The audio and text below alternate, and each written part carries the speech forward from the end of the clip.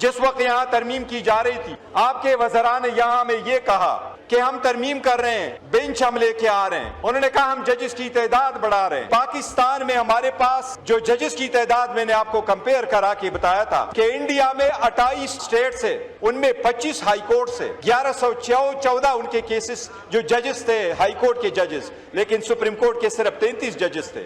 ये मेरे पास 16 सितंबर 2024 का डेटा है। 16 सितंबर 12 बजे सुप्रीम कोर्ट के पास पेंडिंग केसेस की तादाद 55,000 थी। आज जनाब स्पीकर, एक साल बाद सुप्रीम कोर्ट में 56,000 केसेस की पेंडेंसी है। कहां गए आपके सीनियर जजेस? कौन से प्रोग्रेस आपने दिखाया? वो प्रोग्रेस आपने नहीं दिखाना था, अवाम की खातिर आपने नहीं करना था। आपने कोर्ट में एक बेंच बनाना था जो आपकी मर्जी के फैसलों के लिए आप इस्तेमाल करें। जनाब स्पीकर, इस ईवान में बहुत सारे लोग आए। जब इस ईवान में एंटर होता हूं तो उस पे बड़े सारी दीवारों पे बड़े नाम देखता हूं। इस ईवान में चारों सूबों में और इस ईवान में हर इलेक्शन के बाद तकरीबन 1000 बंदा आता है। 800 टू बी प्रिसाइज 859 कंस्टिट्यूएंसीज है। जनाब स्पीकर, हजारों लोग आए, हजारों चले गए, बल लेगेसी बहुत कम छोड़ गए, और लेगेसी वाला वही है जो कायदे अवाम है, जिसका नाम है इमरान अहमद खान नियाज़ी। इसने अवाम को सोच दिया, जो जेल में बैठ के अपनी सारी आजादी कुर्बान करके ये कह रहा है कि मैं अवाम की खातिर बैठा हूं।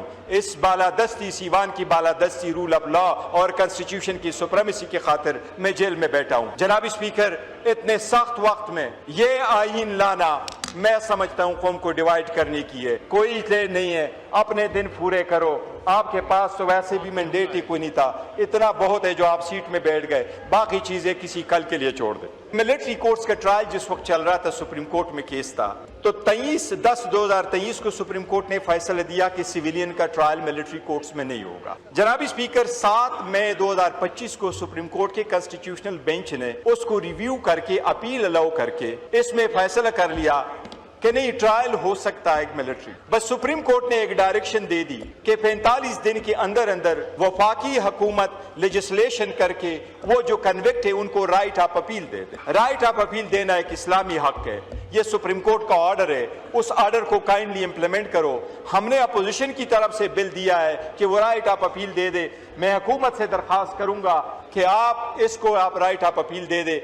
इस वक्त आपका लॉ मिनिस्टर नहीं बैठा हुआ, लेकिन इंफॉर्मेशन मिनिस्टर साहब बैठे हैं, वो खुद भी वकील है। ये लोगों का राइट है, विद इन 45 डेज आप उनको राइट ऑफ अपील दे, या हमारा बिल सामने रख दे या अपना बिल लेके आए, लेकिन वो राइट ऑफ अपील दे दे। आपकी आवाम इस वक्त सफर हो रही है, वो आप खत्म करा दे।